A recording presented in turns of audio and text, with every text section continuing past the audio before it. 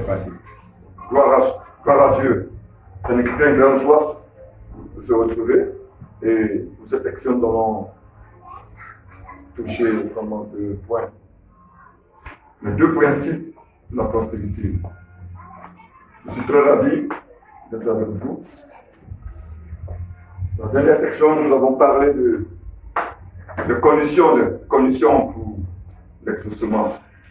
Et on avait parlé là-dessus.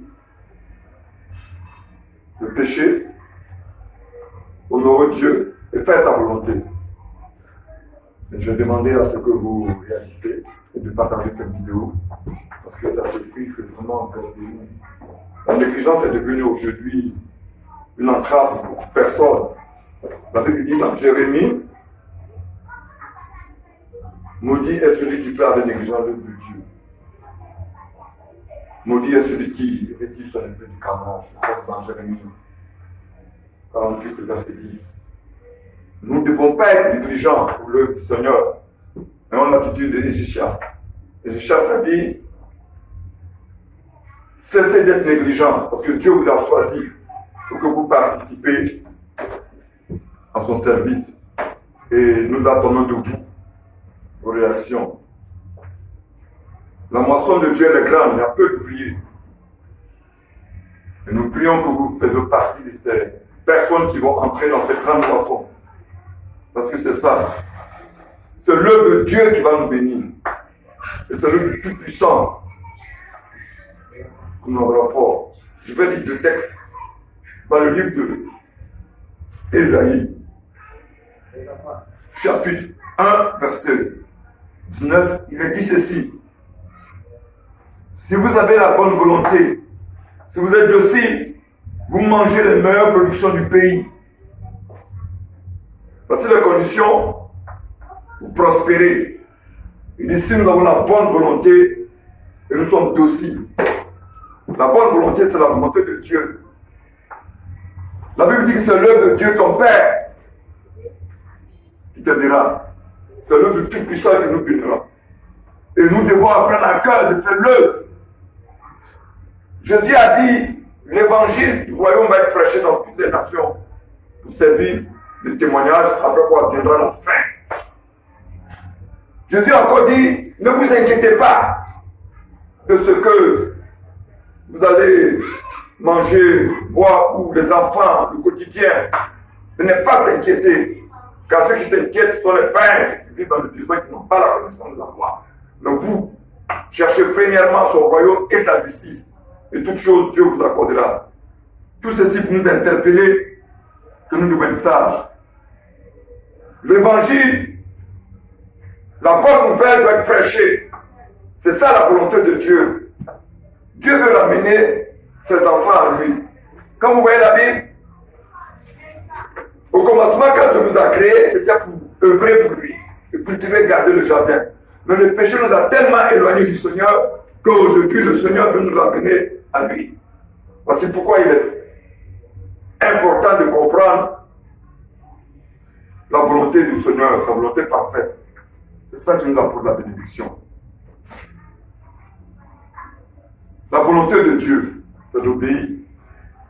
Abraham était un homme qui avait compris cela. Quand il a entendu la voix de Dieu, il s'est soumis. Il était docile. Et la Bible dit qu'Abraham a quitté son pays, sa patrie, la maison de son père. Et Abraham est sorti sans savoir où il allait. Il a écouté la voix de Dieu. Et la voix de Dieu l'a conduit. Quand vous lisez dans la Genèse 13, on dit Abraham était très riche en argent, en or et en troupeaux. Vous voyez, il arrive souvent quand on marche avec Dieu, l'inquiétude peut nous prendre. Je voulais vous dire dans cette vidéo qu'il faudrait être vraiment sensible à la voix du Seigneur. Dieu dit à Abraham, n'aie craint point. Moi, Dieu, je suis ton bouclier. Ta récompense est très grande. Quand on te soumet à la voix du Seigneur, on marche dans la volonté de Dieu, c'est la volonté parfaite. Dieu nous réserve de grandes bénédictions. C'est pourquoi on doit faire du Seigneur notre délice. Il veut ce que nos cœurs désirent. Vous devez comprendre que l'avancement du royaume de Dieu et la réussite dépendent de toi. Quand tu tu écoutes un tel message du royaume, tu dois partager, tu dois soutenir. À ce prix, Dieu te visitera. J'étais en train de regarder un peu certaines vidéos. Je vois que des personnes qui parlent des choses qui n'ont ni queue ni tête, ils ont une grande audition. Mais quand on apporte des paroles comme ça, substantielles, des révélations, des clés, les gens ne prennent pas le temps de saisir ces opportunités. Il faut saisir ces clés.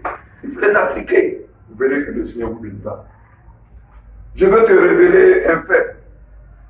La bonne volonté du Seigneur, c'est quoi? C'est l'œuvre.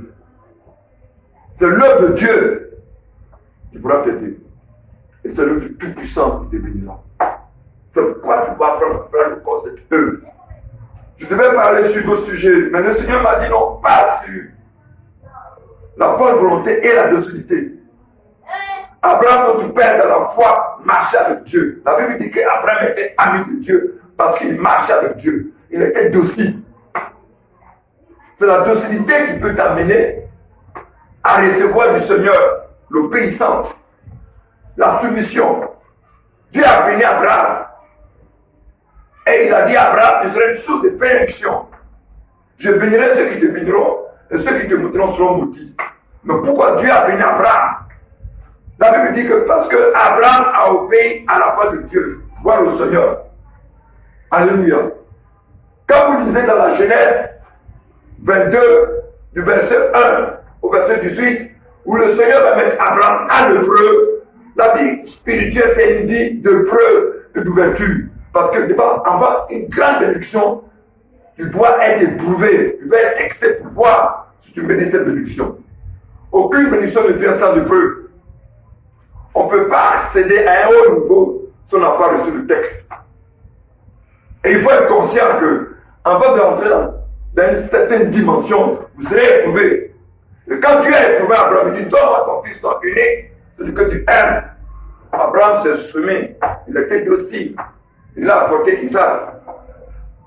Et Dieu va dire à Abraham, comme tu n'as pas reçu ton fils, ton unique, je te bénis.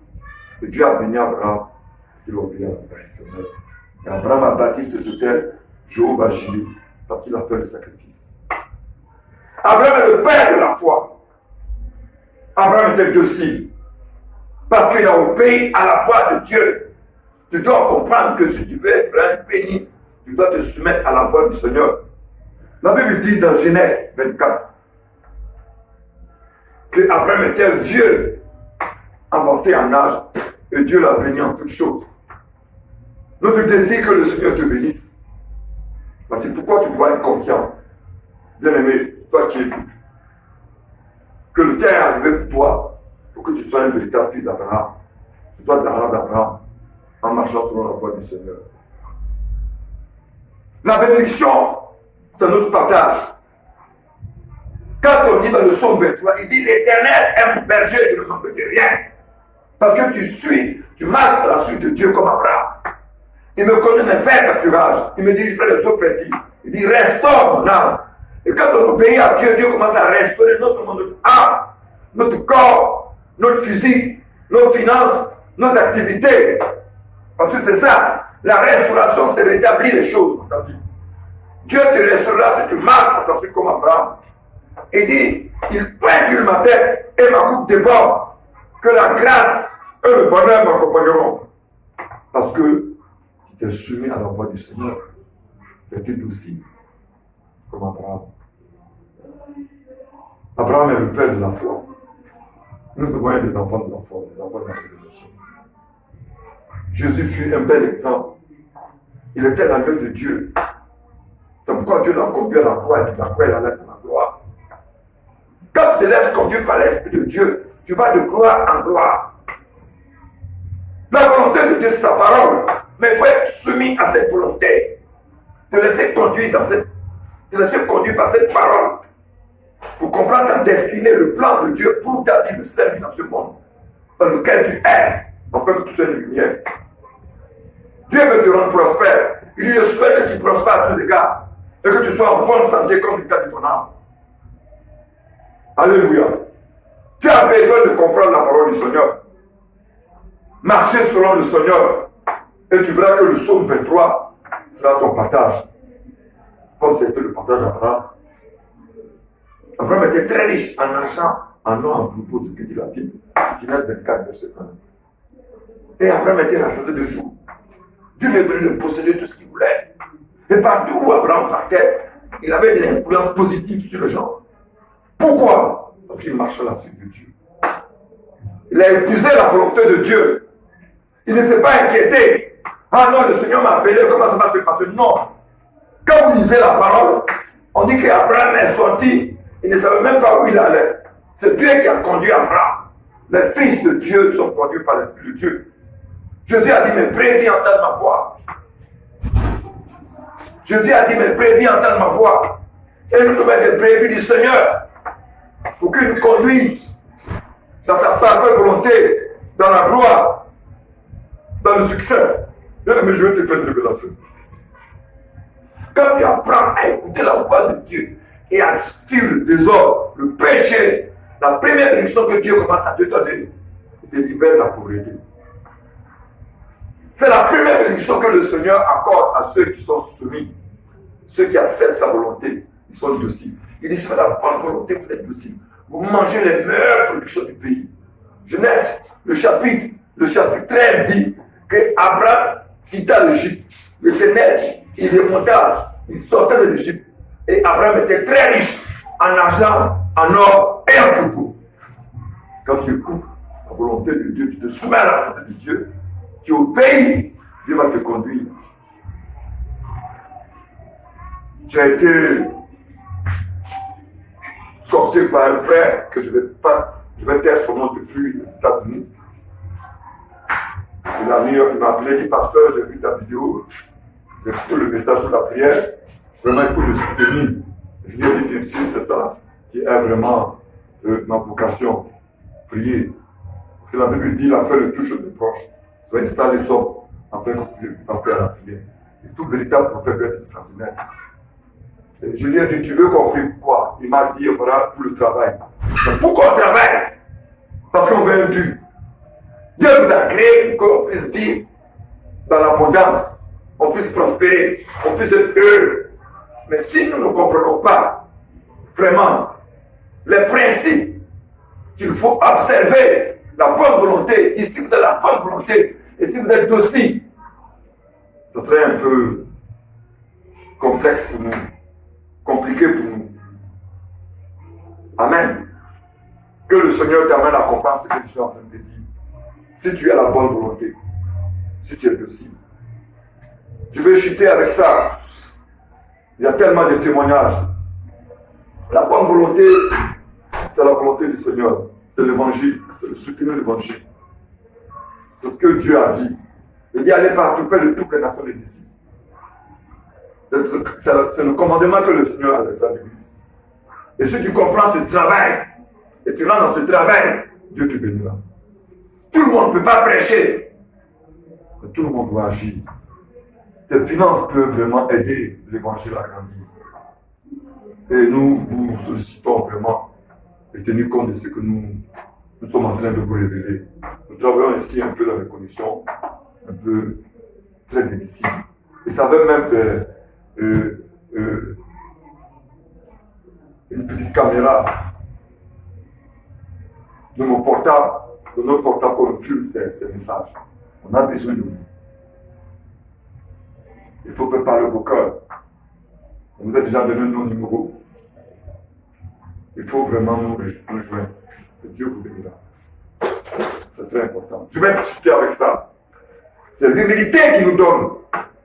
Quand tu es humble, tu es obéissant, Dieu te bénira. La Bible dit, aie les pensées qui sont en Jésus-Christ, qui était en forme de Dieu, mais ce n'est pas regardé égal à cela.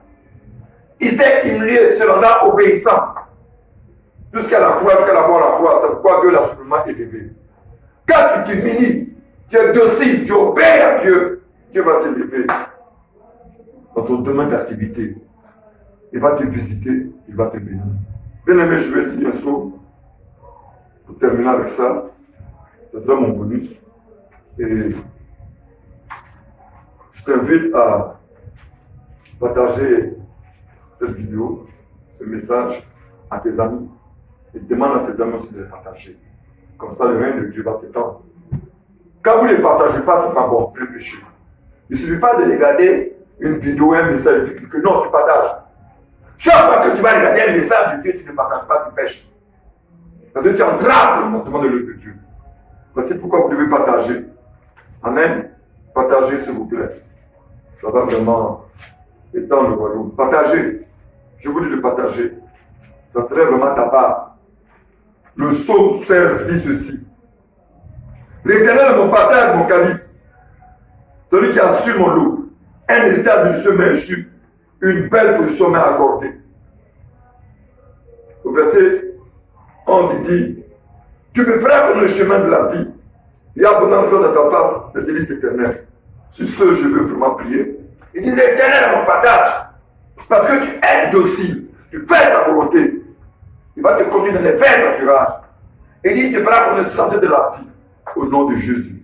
C'était votre serviteur, le pasteur Almami Silla, prophète évangéliste. Que la grâce du Seigneur Jésus soit sur vous. Seigneur, nous prions pour ta parole. Je prie que tu actives ta main sur ces paroles. Et que tu fasses souffler ton vent. Afin que ceux qui vont écouter cette parole, le jour de la promotion soit brisé. Et que ceux qui cherchent du travail, la porte s'ouvre. La promotion, qu'ils aient cette promotion. Que ceux qui veulent maintenant l'enfantement de tes enfants, de la même manière que tu as béni Abraham, bénis-les. Au nom de Jésus-Christ, Fils de Dieu. Amen, amen.